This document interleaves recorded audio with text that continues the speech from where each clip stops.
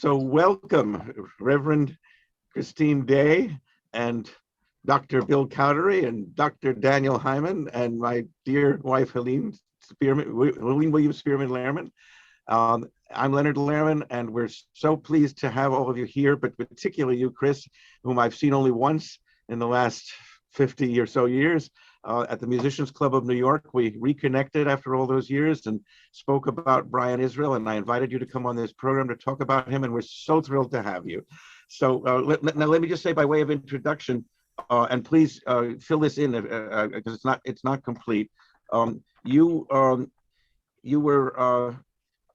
the Cornell class of 75, right? Correct. The same as my first wife, Karen Campbell. They're the same class. And the same year as Brian's DMA.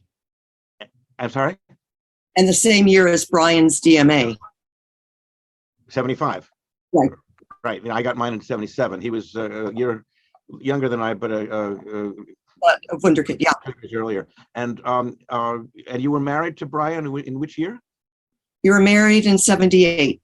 78, same year that Karen and I were married.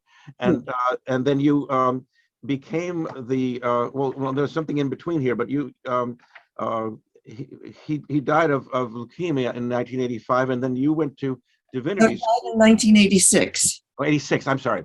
That's right. He was 35, but it was already 1986, born in 1950. Thank you for the correction. And then you went to divinity school after he died. Is that right, or is it before? No, I went after. And you became the rector at All Saints Episcopal Church in Johnson City from 2004 to 2021. Is that right? Yes. And then you became interim priest in charge at Grace Episcopal Church in Syracuse. Are you still there? Sunday was my last Sunday. I'm officially pensioned. There's a odd thing with clergy. We're never really retired. And so they know I take the summers off, because I never used to get the summers off. And there will be new adventures after that. I read somewhere that during austerity and or the pandemic, you actually took the 3/4 time pay, but worked full time anyway. That's what I was reading about you. Chris, let's talk about Brian and these particular pieces that Dan and I have recorded, his Elegy to Edgar Varese and the 4 piano pieces. They were all written in 1967. Which was the year that both he and I graduated from high school, and then he went to Lehman College and came to Cornell the year before I did. But what attracted Brian to Edgar Varese in particular? Do you know? I think, although I don't know, and maybe about the only person who can know that might be Peter Schickele. Oh. One of the few people from Brian's Juilliard prep days and art and music that Brian continuously kept in touch with. I mean, he kept in touch for a long time with Ron Deutsch, who played, I think, a bass in a quartet that used to hit the Catskill circuit occasionally during their Lehman years. But I don't think Brian ever spoke to Ron or Julio about the other stuff he was doing, because they were music ed types, and he was a composer. And so how did Brian know Peter Schickele? He went to Lehman College and then Cornell. Did he go to Juilliard as well? He went to Juilliard Prep because at that time, art and music had a program that and I don't know exactly when. I know they crossed because you get such funny works as Ephigenia at City University.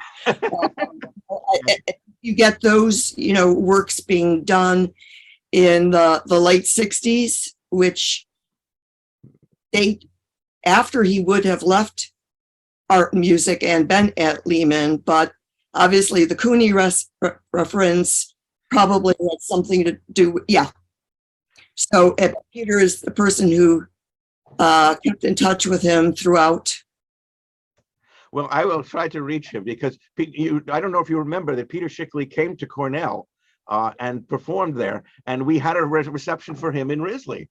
And I met him there for the first time and told him that I had used his PDQ Bach on the Air analysis of Beethoven's Fifth in my music appreciation class, rudiments of music class, and I'll never forget what he said. He said, "If you're not careful, you can learn something." And then 40 years later, I saw him again in Manhattan and reminded him of that and asked him if he remembered what he said. He said no, and I reminded him, and he appreciated that. So I could try to reach him about Brian, because obviously Brian's sense of humor was very much in line with Peter's, which is magnificent. Which is very much, and I mean, mostly Brian and he talked about their more serious compositions, because he came a couple of times to the Society for New Music and they did Schickele, not PDQ Bach. Right. Although the Christmas carols were a staple at our house for many, many years. Well, tell us about the Society for New Music. I just got their latest brochure, and I think this is the first time that I can remember actually Brian isn't mentioned in it, but he had been mentioned for years and years because there was a scholarship issued in his name. Is it still there? There's an award. It's made each year.